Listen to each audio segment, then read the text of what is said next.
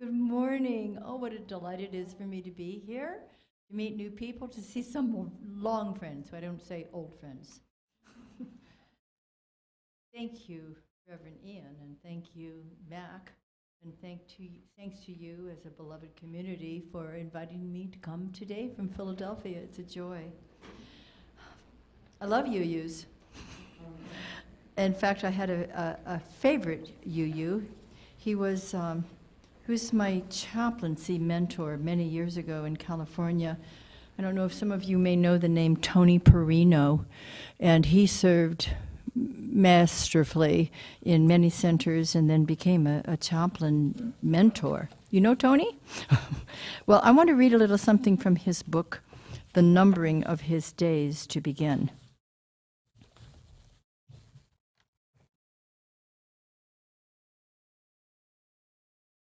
It's called Church Services Resume. The church is not, though there may be vaulted beauty made of wood and stone and glass held upright by duty, nor is it structured by belief, convictions tongued and grooved. No shelter faith against all doubt, lest it be error proved. Neither simply huddled people, architectured lean to caring, susceptible to windy moods of moments not for sharing.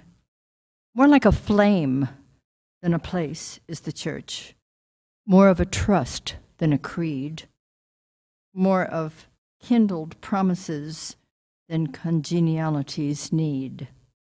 So let us consecrate with fire the noblest of our diverse dreams, the light and warmth thereof conspire to celebrate what meaning seems. That's who you are, and that's why it's such a joy to me to be with you today and to share some good energy and some love and some wisdom and some good thoughts. Thank you.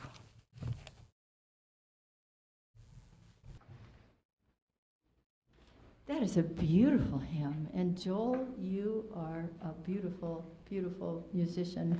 I've known him for a long time, and it's so good to see people again that I know and to meet new ones as well. Here we are, and I'm delighted to be here. I said that before, and I still mean it. The impact of our aliveness on a more joyful world. We all have our work to do, don't we? And we are doing it to the best of our ability. We do our best to stay out of compassion fatigue because it would be too easy to slip down into it sometimes, wouldn't it? Because there is so much that is demanding our attention, begging for our attention. And you folks are good folks. You are always responding to a need, a real need. And I honor you for that. I love your principles. I'm very much in alignment with all of them. And I discovered after reading through the 7 principles, now you have an 8th. All right, when's 9 coming?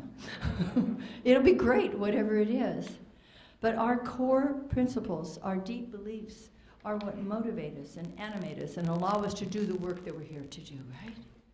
And so I think it's very important. I know it's important for me, and I assume it is for you as well, to make sure that we are filled with life and joy in everything that we do. We need to take care of ourselves in order to take care of what we have come to do here in the world. You know, our Jewish friends have a wonderful, wonderful commission, in a sense, and it's Tikkun Olam, which simply means to repair the world.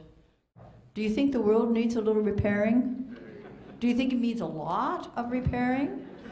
Thank God we are all in this together, and it doesn't matter what we call ourselves, religiously or non-religiously or any other way.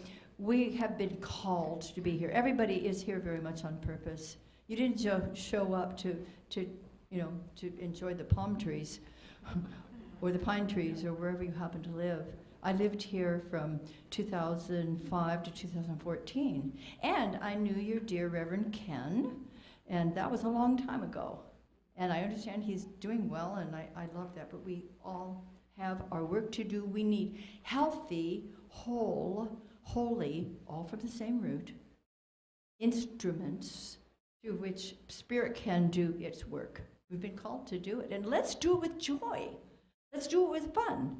You know, as I said in, I don't know, I think perhaps the little video that was sent ahead of time, I think I remember saying in there something like what Emma Goldman said, and that was, if I can't dance, I'm not coming to your revolution. We need to be Spirit-filled. We need to be joy-filled. And that has a whole lot to do with what some of you, I hope most of you, many of you will be joining me later on with my book, Alive and Ageless, because I find that we can't let age be our cage. That at any time in our lives, no matter where we are in our spiritual evolution, wherever we may find ourselves with our circumstances and with whom we may be, we have the ability to meet life's challenges, and let's do it with fun. Let's do it with delight. Joy, I believe, is an attribute of the divine. And that attribute of the divine resides within us. So let's do what we came here to do with a beautiful attitude of aliveness and joy and delight. We can do it the other way, but we get tired. You know? I love the story about the beautiful tenor who would go out on the stage just before he would sing. He would stand very quietly and close his eyes. He did this before each performance. And one day the stage manager was very curious, and he met him after the performance, and he said, you know, you have such a beautiful voice. You bring everybody into your heart when you sing. But what do you do? May I ask, what do you do when you stand there for a moment before acknowledging your accompanist to begin? And he simply said, oh, I close my eyes and I say, more of thee, less of me. See, we can get caught up in the ego self. I've got to do this and I've got to do that. I of myself do nothing. Have you ever heard those words before? It is that presence within. It is the power within that does it all. And in order to accomplish our dreams and a new vision of a world that works for all, and that happens to be a Centers for Spiritual Living concept as well, a world that works for everyone, a world that works for all, we're all moving toward that, no matter what we call ourselves. But in order to do that, I believe we need to make sure that we are aligning the triune nature of this instrument, physically, emotionally, and mentally, so that it becomes a beautiful instrument through which Spirit can do its work, whatever name you choose to use for that. It's like this is our persona, physical, emotional, and mental. That's our persona. It's like we also have this thing called ego, and we need that. We need to develop our personal power in order to get along in this world, and we figure that out from the time that we're infants, how to manage being in this world. It's important. But then the day comes when we need to make that ego self transparent. We've done the work, we're strong, and now we let it become transparent so that Spirit can shine through and do what we have come here to do. You are an inexhaustible fountain of life. Do you ever think of yourself that way? Not always. Sometimes. And you have the ability to align yourself with this creative, intelligent, loving, compassionate power, which Lao Tzu, over 6,000 years ago, referred to when he says, everything is healthy that flows with the universe. Are we flowing with the universe? Are we resisting? Are we resenting? Do we become so angry sometimes at what people are doing in the world that we forget to open our hearts and our minds and to be in the flow? We can learn how to meet these situations and these people in a way that actually solves things instead of creating them to be worse. Years ago when I was in college, there was a special speaker who came to the auditorium one day to share with us.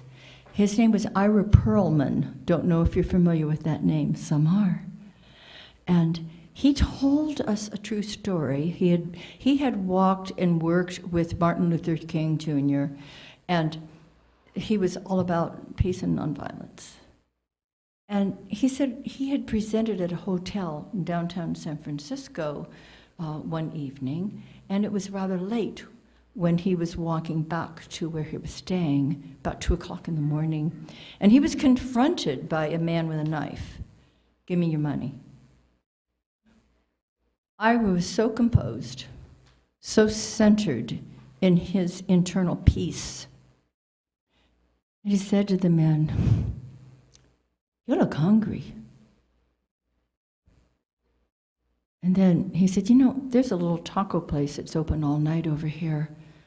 And he says, "I have about $2. He says, "That would probably feed both of us. Why don't you come with me?" And he did. And then later, this young man had a great turnaround. I'm a sucker for transformation. I love that story. And he actually wound up working with IRA, with the foundation he was working with at that time. This is a big discipline, isn't it? And a friend of mine many years ago, a minister friend, said, "Maxine, you know, I've decided that discipline is doing what is good for you. Doing what is good for you." And of course, I love the root disciple. You know, I want all of the parts of my persona to be disciples to the Great Spirit within me, which is the Great Spirit within us all. And so loving yourself, that was it, loving yourself enough to do what is good for you. And as we do that, we find that we learn to become so centered in the peace that is within us, and so open to the joy that can come through us, and the wisdom that guides us so that we know what to say and what to do in situations that may be surprising. We mustn't resist the forward push of life. You know, life just needs to keep going, just like the rivers do. And we can resist it, but it's going to hurt. You know, we can hang along the branches of the river, and we're going to get scraped up, and we're going to go anyway. So why not move forward in the grace? Why not move forward experiencing joy and aliveness? You know, there's a lot of depression in the world. Have you noticed? A lot of people become very depressed, and particularly when the events that we've been experiencing the last 3 years, and it's not the first time, by the way, this is not the first pandemic that the world and its humans have experienced, but this is the one that's ours, okay? This is ours. Thank you very much. And look at what we've been learning through it. You know, technologically, we have been able to reach people we couldn't reach before. When I teach classes on Zoom, I have people from California, from Canada, it's Florida. It's wonderful. It's a great tool. Let's look at the blessings that have come out of this for us and for everybody, instead of the depression and the, "Oh my God, why did this have to happen to me?" Well, it happened. Don't take it personally, says Mack, and says Don Miguel Ruiz, and I agree with that. See, the opposite of depression is expression. When we're here joyfully doing what we've come here to do, working, playing. By the way, many years ago, I gave up those words, work and play. I just call it activity. It's just great activity. It's fun activity if I make it so, if I choose it to be so, right? So when I'm expressing, I can't be depressed. You know, if you're feeling low and you're feeling depressed, try singing. And that can either get you out of it, or you're so darn depressed that you just can't sing. But it's going, a depression is something moving in on us. We're letting the externals affect us too badly. And when we do that, what good are we, So when we start expressing from that divine life within us, and it is divine life within us, then everything changes. There's a transformation that happens when we move our attention in a different direction. My friend Tony Perino, I want to read from another book of his very briefly. What a wonderful man. Did you know Tony Perino? He had a church in Santa Barbara, a big church in Santa Barbara for many years before he moved up to San Mateo area. And what a marvelous man. This is from his book, Holy Quest. And just two short paragraphs. This is from a chapter called The Life Worth Living. Let me begin by reminding you that anything alive is growing, whether it is a plant or an animal, a human being, or an institution. It cannot remain in a static condition. We are either alive and growing or decaying and dying. That's not a pretty picture. The phenomenon is best observed when you cut a flower from its roots and it begins to wilt. We've got to stay with our roots. This is your roots right here. A less obvious fact is that growth involves tension. See, there's a couple kinds of tension. There's the kind that can give you high blood pressure, and then there's the other kind that keeps you from falling off your chair. This is eustress, right? We need to utilize this tension of life moving through us in a productive way, and that's where we get to make the choice. That's where we use the discipline of delight, I would call it. So we're not just existing. We have to stay connected to our source, and we have to stay connected to each other. And it's not just existing that we want to do, but experiencing a passionate, compassionate joy of living. And I have found that begins with me. You know the wonderful Jill Jackson song, "Let there be peace on earth, and let it begin with him." No, let it begin with me. That's the peace, that's the wisdom, that's the joy. It's already within us. It's a matter of letting it out. It's like the oak tree is already in the acorn. It's already there. Isn't that amazing?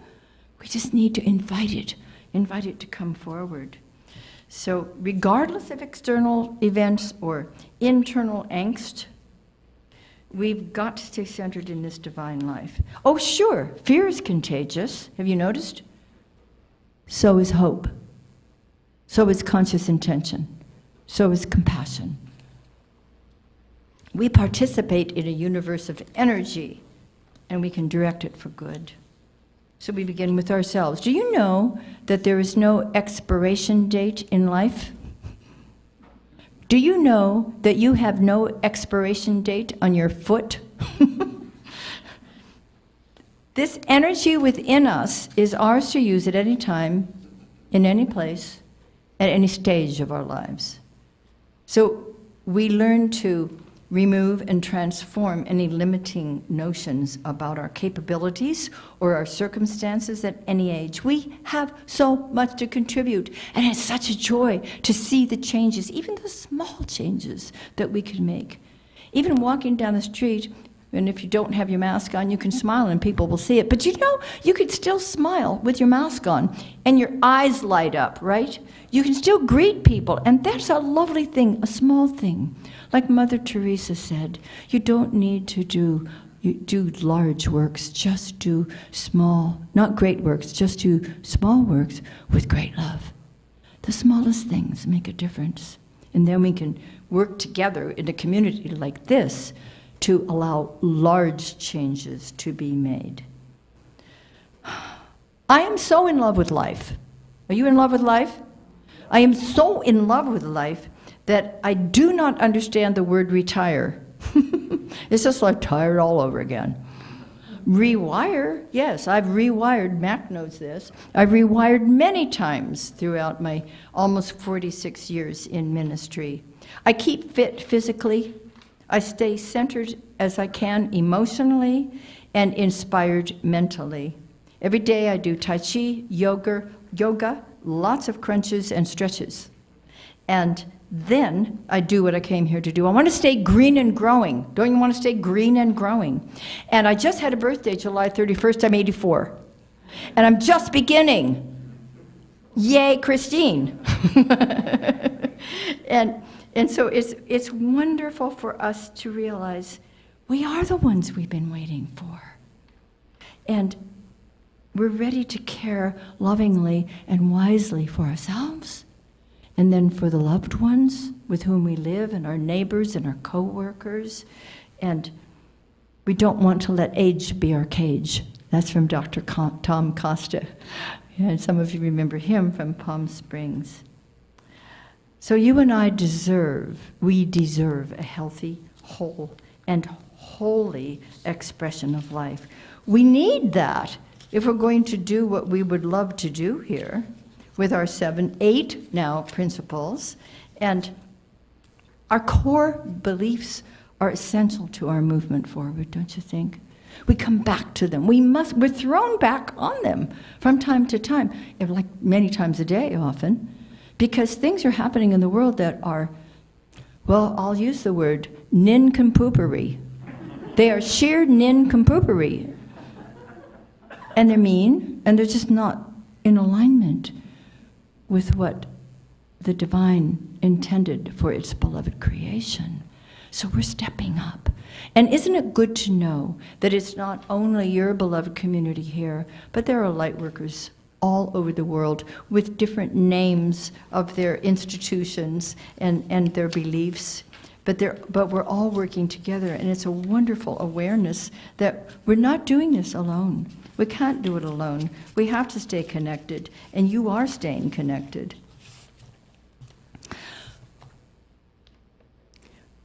I read today that Salman Rushdie is improving, and even talking and joking. And this is from The Guardian, what we have learned from him. It says, religion is a belief system. If yours cannot stand up to criticism, interrogation, and even mockery or insult, if you need to threaten or punish up to the point of death those who insult an idea you hold dear, it is perhaps worth asking if your beliefs are as strong as you believe they are. And this is the lesson of Salman Rushdie. It is courageous and necessary to stand up against tyrants and those who would use violence to suppress words and art, even when those tyrants claim to have God on their side. What a marvelous lesson this is. Right after 9/11, I had a church in Alamo, California, and I invited a woman from the local Islamic society to come and speak to my congregation. And she told them what their beliefs truly were about. She read passages from the Quran, which made it very clear that peace is their objective. And you might notice that there's some other religions right here in our country who are also looking to suppress a lot. We're not going to argue, we're not going to fight, we're going to know our truth and to live it, right? We're going to live from that center of peace and joy and aliveness within us, and let the river of spirit move through us so magnificently that we truly make a difference wherever we are, whomever we are, all the time. Thank you for letting me be with you today. God bless you. I just love you already. Thanks. Thank you.